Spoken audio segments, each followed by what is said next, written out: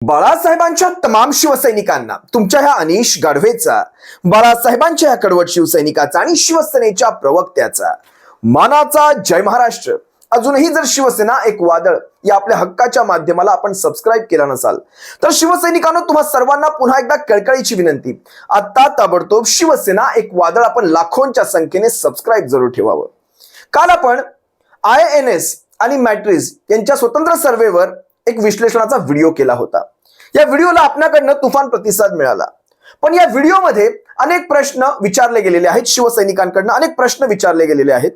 या प्रश्नांवर मी तुम्हाला आज उत्तर देतोय. लक्षात घ्या, हे सर्वे निवडणुकीच्या पूर्वसंध्येला अगदी तोंडावरच म्हणू शकता आलेले हे सर्वे जी परिस्थिती सध्या दाखवतायत. कारण ज्यावेळेस काल मी शिवसेनेला 70 ते 75 अशा जागा दाखवल्या, अनेक शिवसैनिकांना हा प्रश्न पडला की शिवसेनेच्या 70 ते 75 जागा होणार की त्यापेक्षाही कमी असणार आहेत. बघा, शेवटी हे सर्वेचे निकाल आहेत. त्यामध्ये भारतीय जनता पक्ष 55च्या आसपास मी तिथे सांगितला होता, काँग्रेस काहीतरी 65 ते 67च्या आसपास मी दाखवला होता. शिवसैनिकांना एक परिस्थिती आपल्याला लक्षात घ्यायची, ट्रेंडिंग काय चालली आहे महाराष्ट्रात ती लक्षात घ्यायची. महाराष्ट्राच्या जनतेचा कौल सध्या कुठल्या बाजूने आहे, कारण त्याच्याविषयीचे देखील मी आकडे तुमच्या सर्वांसमोर वाचले होते. या सर्वेचेच आकडे मी वाचले होते, मी काही स्वतःचं वेगळं सांगितलं नव्हतं. सर्वेमध्ये ज्यावेळेस हा विचारला गेलेला मुद्दा होता की सध्याच्या घडीला महाराष्ट्रात मतदान हे कुठल्या मुद्द्यावर आधारित जास्तीत जास्त असतं, तर सर्वाधिक कल महाराष्ट्रातल्या नागरिकांचा, म्हणजे यांनी जो काही सॅम्पल घेतला असेल त्यामध्ये मुख्यमंत्री पदाचा उमेदवार याच्यावर 26% लोकांनी विचारला आहे की होय, हा आमच्यासाठी महत्वाचा मुद्दा असेल. आणि दुर्दैवाची गोष्ट अशी होती की शेतकऱ्यांचा मुद्दा हा 4%वर होता. 26% मुख्यमंत्री पदाचा चेहरा आणि शेतकऱ्यांचा मुद्दा हा 4% आणि बेरोजगारीवर 6%. आता तुम्ही मला सांगा, गठबंधन म्हणजे कुणाची कुणाबरोबर युती, कुणाची कुणाबरोबर आघाडी, याच्यावर सुद्धा 23% लोकांचं याच्यावर मत आहे की होय, हा देखील एक महत्वाचा मुद्दा आहे. शिवसेना असेल, काँग्रेस असेल, राष्ट्रवादी काँग्रेस, शरदचंद्रजी पवार साहेबांचा जो पक्ष असेल, तो कुठल्या मुद्द्यांना घेऊन चाललाय? शेतकऱ्यांचे प्रश्न. तो कुठल्या मुद्द्यांना घेऊन चाललाय? रोजगाराविषयीचे प्रश्न, जातीवादाविषयीचे प्रश्न, म्हणजे ज्या प्रकारचा जातीवाद, धर्मवाद तयार करून ठेवला जातो, या सगळ्यावर जे आपण पुढे चाललो आहोत, याला लोकांनी काय महत्व दिलंय? 4%, 6% आणि 3%. आणि सगळ्यात महत्वाचा मुद्दा ह्यांनी कशाला केलाय? गठबंधन आणि सीएम पदाचा उमेदवार. याच्यावरून म्हणजे हा जर ट्रेंड मी सत्य मानला, याला जर प्रमाण मानलं, तर अशा प्रकारचा ट्रेंड पाहता हे धोक्याचं वातावरण आहे शिवसैनिकांनो, हे धोक्याचं वातावरण आहे. आज यांनी काय दाखवलं, महाराष्ट्राची परिस्थिती काय दाखवली होती कालच्या सर्वेमध्ये? कालच्या सर्वेत काय सांगितलं? IANSच्या सर्वेत आणि मॅट्रिसच्या सर्वेमध्ये जर आजच्या घडल्या निवडणुका झाल्या तर युतीला 145 ते 165 जागा पडतील महायुतीला, आणि महाविकास आघाडीला 106 ते 126 जागा. म्हणजे मॅजिक फिगरच्या पुढचा आकडा कुठला आहे? तर महायुतीचा आहे. मॅजिकच्या आतमधला आकडा आहे महाविकास आघाडीचा आहे. जर तुम्ही लोकसभा निवडणुकांचा कौल जर तुम्ही पाहाल, काय दाखवले लोकसभा निवडणूक, आणि ती सत्य परिस्थिती दाखवलेली आहे, तो काही कुठला कौल नव्हता. थेट जनतेने जे मतदान केलं तुम्ही पाहाल तर 43 वरचा, म्हणजे 42 ते 43 वरचा ह्यांचा NDA आपण महाराष्ट्रामध्ये 15 वर आणून ठेवला होता. त्यामध्ये 9 असतील ह्यांचे आणि 7 असतील, 7 आणि 1 यांचा, मला वाटतं अजित पवारांचा 1. अशा प्रकारचा हा 15-16चा आकडा. 15-16च्या आकड्यावर आज 4 महिन्यामध्ये असा काय बदल घडला? या 4 महिन्यामध्ये असा काय बदल घडला की लागलीच यांचा वोट शेअर, जो मी वोट शेअर देखील तुम्हाला सांगितला होता, वोट शेअर 47% यांना आता दाखवतोय ह्या सर्वेच्या नुसार 47%, आणि त्यावेळेस त्यांना पडला होता 43%चा लोकसभा निवडणुकांच्या वेळेस. म्हणजे 4% वोट शेअर वाढेल. 4% हा फार मोठा आकडा झाला. 4% वोट शेअर वाढेल असं काय घडलं होतं? तर मधल्या काळामध्ये छत्रपती शिवरायांचा पुतळा पाडला, अनेक गोष्टी याच्यामध्ये घडलेल्या आहेत मधल्या काळामध्ये. मराठ्यांवर झालेला अत्याचार हा खरं तर सगळ्यात मोठा प्रश्न आहे महाराष्ट्राचा. आज महाराष्ट्रातला एवढा मोठा समाज आपल्या न्याय हक्कासाठी लढतोय आणि त्याला केराची टोपली दाखवली जाते, आणि ह्यांनी मराठ्यांना जे ग्रँटेड धरायचा प्रयत्न केला ह्यांच्या नेत्यांकडनं, विशेषतः राणे कुटुंब असेल, कदम कुटुंब असेल, सगळ्याच भारतीय जनता पक्षाच्या नेत्यांच्या तोंडी जे मराठा आरक्षण आंदोलक जे आहेत, जरांगे पाटील साहेबांच्या विषयी जे शब्द वापरले जातात, या सगळ्यावर काहीच नाही. आणि हे कशा प्रकारे सर्वेमधून घुमवायचं काम आहे पहा.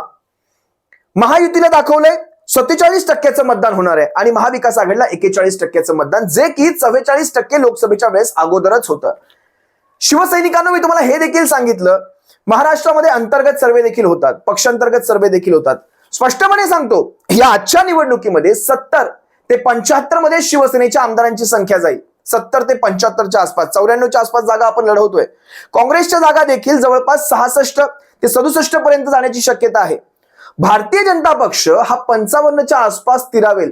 भारतीय जनता पक्ष जर 70च्या आसपास आतमध्ये स्थिरावला तर यांचं राज्य महाराष्ट्रात पुन्हा येणार नाही. कारण टोळ्यांकडे, हे दोनही टोळ्या ज्या भारतीय जनता पक्षाकडे आहेत, अजित पवार गट असेल किंवा शिंदे टोळी असेल, या दोनही टोळ्यांकडे स्वतःचं असं बळ नाही. आणि हे तुम्हाला मी यासाठी सांगतो कारण भारतीय जनता पक्षाच्या बळावर यांचे जे काही खासदार निवडून आले त्याच्यामुळे यांना मदत झाली, पण ह्यांची मदत भारतीय जनता पक्षाला न झाल्यामुळे, या दोघांचीही मदत भारतीय जनता पक्षाला न झाल्यामुळे, कारण मदत देण्यासाठी मदत असावी लागते, बळ देण्यासाठी स्वतःच्या बेटकुळ्यांमध्ये बळ असावं लागतं. स्वतःच्या बेटकुळ्या पोगळ असल्यामुळे भारतीय जनता पक्षाला ह्याची मदत झाली नाही आणि भारतीय जनता पक्षाच्या उमेदवारांचा पराभव झाला. ही गोष्ट स्वतः भारतीय जनता पक्षाचे नेते वैयक्तिक मध्ये मान्य करतात. आज तुम्ही मला सांगा, काँग्रेस एक संध होता किंवा भारतीय जनता पक्ष एक संध होता, या दोघांची कुठलीही फूट घडली नव्हती. घडली होती का? तर नाही घडली.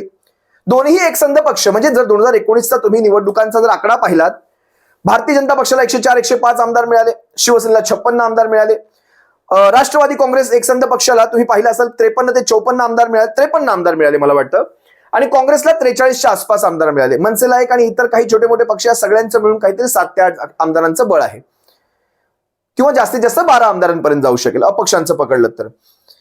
ह्या सगळ्यामध्ये राष्ट्रवादीचे 2 गट पडले, शिवसेनेमध्ये 2 गट पडले. मग भारतीय जनता पक्षाला ह्याचं नुकसान होण्याचं कारण काय? आज तुम्ही पहा, काँग्रेस एक संध होता, काँग्रेस जो एका खासदार होता, काँग्रेस 13 खासदारांवर पोहोचला. राष्ट्रवादी काँग्रेस पक्ष 4 खासदारांवर होता, राष्ट्रवादी काँग्रेस पक्ष 8 खासदारांवर पोहोचला. म्हणजे तुटलेला राष्ट्रवादी काँग्रेस पक्ष जरी असला तरी सुद्धा तो 4 वरून 8 वर पोहोचला. आता तुम्ही लक्षात घ्या, शिवसेनेकडे 18 खासदार होते, 18 पैकी शिवसेनेचे 10 खासदार पुन्हा निवडून आले. 10वे खासदार आपले रवींद्र वायकरांच्या विरोधातले अमोल भैया कीर्तीकर, हे 10 खासदार शिवसेनेचे पुन्हा निवडून आले. यांच्याकडे 15 खासदार होते, या 15चे यांनी कितीवर पोहोचवले? 6 वर पोहोचवले. 15चे 6 विद्यमान 15 खासदार असलेली ही टोळी 6 वर पोहोचते. याचा विचार करा बरं, या सगळ्यांच्या पलीकडे जाऊन भारतीय जनता पक्षाचं कुठे म्हणजे भारतीय जनता पक्षाच्या मध्ये 2 गट विभाजन झालं होतं. भारतीय जनता पक्ष 23 वरून 9 वर का आला? शिवसेनेला कमजोर समजणाऱ्यांनी आज शिवसेनेपेक्षाही कमी खासदार निवडून आणले, याच्यावर कधीतरी भारतीय जनता पक्ष उत्तर देईल का?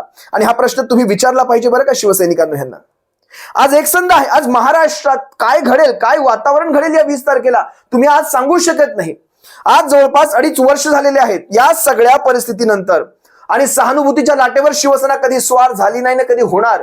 शिवसेना जनतेला या निवडणुकांमध्ये सामोरे जाते ती आपण केलेल्या कामांच्या जीवावर. 2.5 वर्षामध्ये शिवसेनेने ज्यावेळेस महाविकास आघाडीचं सरकार होतं, कोरोनाचा तो भयंकर काळ देशामध्ये लागू होता, त्या कोरोनाच्या काळात आपण जे कार्य या जनतेचे श्वास जिवंत ठेवण्यासाठी त्यांच्या घरातल्या चुली, त्यांचे हात चालू राहावेत, घरातल्या चुली चालू राहाव्यात, म्हणजे कुणाचीही गैरसोय होऊ नये, या सगळ्यासाठी आपण जे कार्य केले त्या सगळ्या कार्याच्या जीवावर शिवसेना पुढे जाते, महाविकास आघाडी पुढे जाते.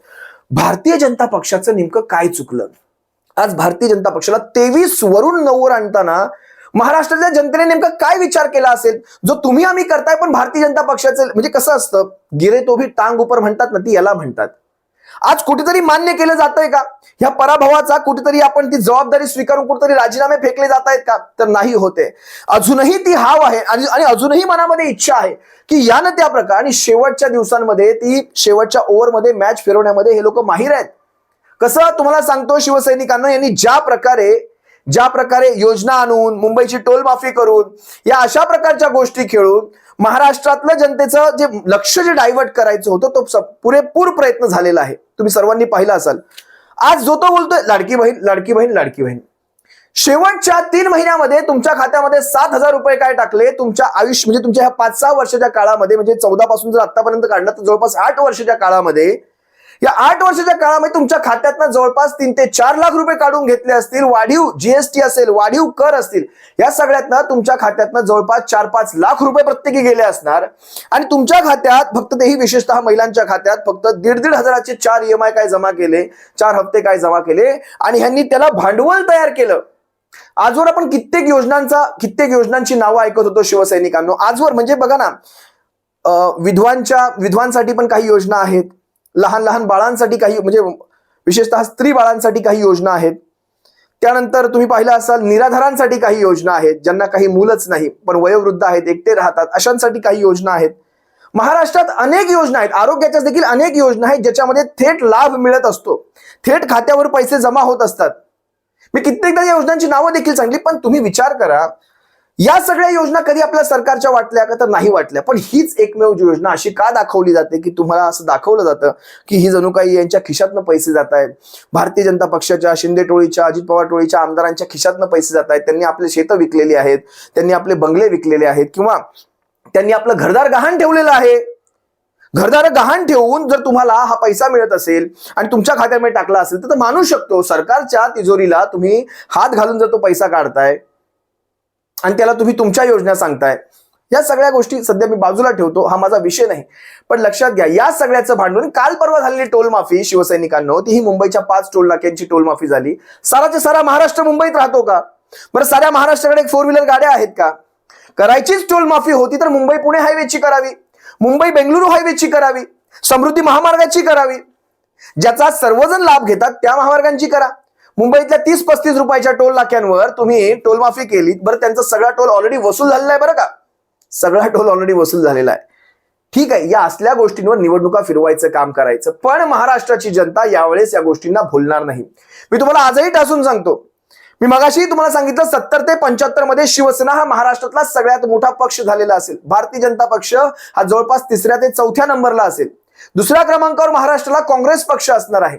3ऱ्या क्रमांकावर भारतीय जनता पक्ष किंवा शरद पवार साहेबांचा राष्ट्रवादी काँग्रेस पक्ष 55च्या आसपास जागा घेऊन स्थिरावेल. पण भारतीय जनता पक्षाला 70च्या आतमध्ये आणणं ही तुमची आमची विशेष जबाबदारी आहे. आपल्याला ह्या सगळ्या गोष्टी कराव्या लागतील. शिंदे टोळी मला वाटतं 10 ते 12 जास्तीत जास्त 15 जागांपर्यंत जाईल. 15 ही मी जास्तच म्हणतोय, पण 15 पर्यंत दाखवत आहेत आकडे. आणि त्यानंतर अजित पवार गटाच्या 22 ते 25 जागांपर्यंत अजित पवार गट जाऊ शकतो. मनसेला देखील 1 जागा, 1 ते 2 जागा दिसत आहेत. सपाला 1 ते 2 जागा दिसत आहेत आणि प्रहारला मला 0 जागा दिसते सध्या तरी. या अशा गोष्टी आहेत. जे घडेल ते तुम्हा सर्वांच्या समोर 20 तारखेला ज्यावेळेस मतदान त्या मतपेट्यांमध्ये बंद होईल आणि 23 तारखेला ज्यावेळेस निकाल लागेल त्यावेळेस सगळं काही तुमच्या सर्वांसमोर येईलच. पण आजच्या घडीला अशा प्रकारचे सर्वे दाखवून तुम्ही पक्षांचं मोरल डाऊन करायचं, त्यांचा आत्मविश्वास डाऊन करायचा जो प्रयत्न करताय, हा प्रयत्न खऱ्या अर्थाने चुकीचा प्रयत्न आहे. म्हणजे लोकसभेत तुम्हाला धडधडीत लोकांनी लाथाडल्यानंतर देखील आज तुमच्या अंगामध्ये एवढी खोड की तुम्ही आता विधानसभेला कशा प्रकारे आम्हीच, म्हणजे ज्याचे 6 खासदार निवडून नाही आले तो पक्ष म्हणतोय महाराष्ट्रात आम्हाला 40, 50, 60, 70 एवढं आम्हाला बळ मिळेल. पाहूयात सगळ्यांची बळ आपल्याला पाहायचीच आहेत. तुर्तास मी तुम्हा सर्वांची रजा घेतोय, पण तरी कुठेही गाफील न राहता महाविकास आघाडीच्या सर्वच्या सर्व कार्यकर्त्यांना, शिवसैनिकांना, सर्वांना मला हेच आव्हान करायचंय, गाफील न राहता येत्या 20 तारखेला जास्तीत जास्त संख्येने आपल्या मतदान केंद्रांपर्यंत उतरायचंय आणि महाविकास आघाडीच्या उमेदवारांना मजबूत करायचंय. सप्रेम जय महाराष्ट्र. बाळासाहेबांच्या शिवसैनिकांनो काळजी घ्या. जय महाराष्ट्र.